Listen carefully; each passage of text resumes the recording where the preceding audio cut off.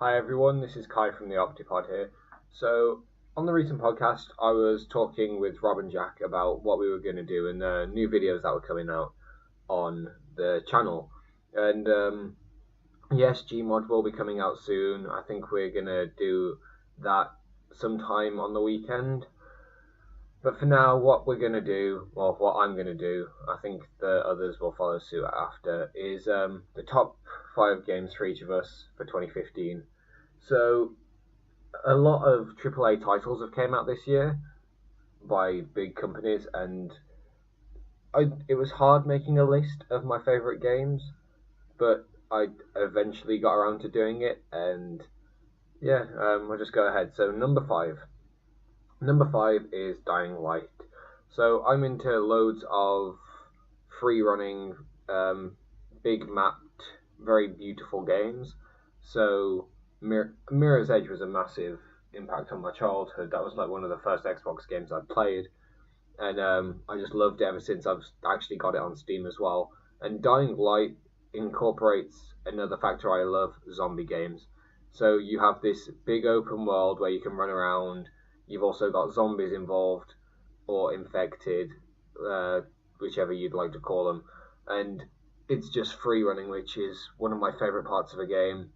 And it's just an astonishing landscape. And the amount of time the devs must have put into that just to get it going really well and smooth, and also as beautiful as it is, must have been a long time. So, number 4 on the list. Number 4 is Metal Gear Solid 5. Yes, it's one of the biggest games out there at the moment, and you think, hey, it might be bigger on the list, but no, it's number 4 for me. I do love Metal Gear Solid games. My first ever Metal Gear Solid game was on a demo disc back when I was 6 or 7, and I used to spend hours just trying to get past the first level. I was that young and couldn't comprehend how to do it without getting caught and dying. But the reason this is high on the list is because Metal Gear Solid games are supposed to be sneak around. You don't lose track of that. You have to sneak around, do everything you can, and what will happen is, in the end, you will get there through sneaking and taking out everybody silently. But the problem with this Metal Gear for me was you'd have to go around, and in your choices, you'd choose to be either sneaky, or you can. In this, it takes away that part as well, because you can actually go around just guns blazing, and it doesn't really work as a Metal Gear game. So I think that's what's cut it out for me. So that's why Metal Gear Solid 5 is on number 4. So number 3, and this wouldn't be a surprise to most people, number 3 is Star Wars Battlefront. So I've been a massive fan of the Star Wars franchise since I can remember. The Star Wars games, I've played so many of them. I played the PS2 games, the PS1 games as well. I've played the PS3 games, the PS4 games. I've even got Star Wars Battlefront 2 still on my computer on Steam as well, because I like it, and it's just, whenever I turn it on, it's just a massive nostalgia fest for me. The thing I like about this game the most, and we'll give it its number 3 position above Metal Gear Solid, is, yes, it's a very beautiful game, and at some points it can be extremely clustered, because you'll have 40 people on at one time. It's just so good how well it reacts with the how to put it. It works so well on, you have 20 versus 20, and it runs smooth as possible. And to see that many people playing it at once and it runs smooth and is perfect, I don't see why it shouldn't be on here. I do play it on the PS4, not much, but just a few times here and there, whenever I get a chance, because I'm always busy with college work. But whenever I do, I just love playing the game. I still play the Battlefront games on, well, Star Wars Battlefront games, not Battlefield. Actually, I can't remember if it was Battlefront or Battlefield now.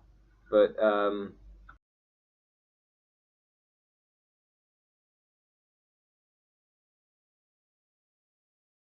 The Force Unleashed was just a massive game for me.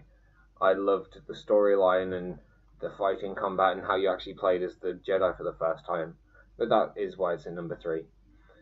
Number 2, Fallout 4. So I've been a massive fan of the Fallout franchise. When I'd first heard of it, I had no idea what it was. I was so confused. I was like, what's happened here? What's gone on? I have no idea. Please, somebody help me. And that was Fallout New Vegas. I'd never played Fallout 3 until recently, where my friend and I Steam share it, so I can play on that a lot more. But yes, Fallout New Vegas was massive for me. And Fallout 4 is just an amazing game. You've got so much dialogue. How they've done it as well, you can put a certain name and it'll come up through the game as your actual name. The characters will say it. They've programmed that many names in, and that must have taken them so long. And it's been 10 years since their last game, and you can tell the improvements that they've made. The graphics, the way VATS works, just the gameplay itself is astonishing in almost every possible way. So that's why it's on at number 2 for me. Number 1, this may come as a massive shock to quite a few people. Fallout Shelter. As I just said, Fallout has been a massive franchise for me, and I'm a Samsung person, and when I heard about iPhone getting Fallout Shelter, I wanted to go out, buy an iPhone.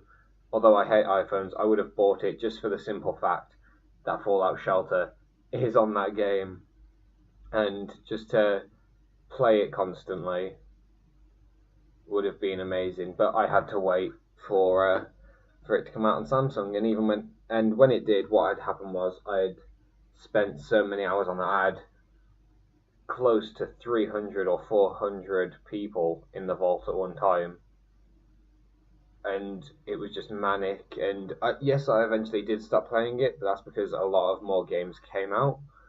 But I would constantly play Fallout Shelter because I'm not a massive fan of mobile games, but this is one of the only mobile games I have played and spent hours on and would gladly spend money on if I wasn't broke all the time.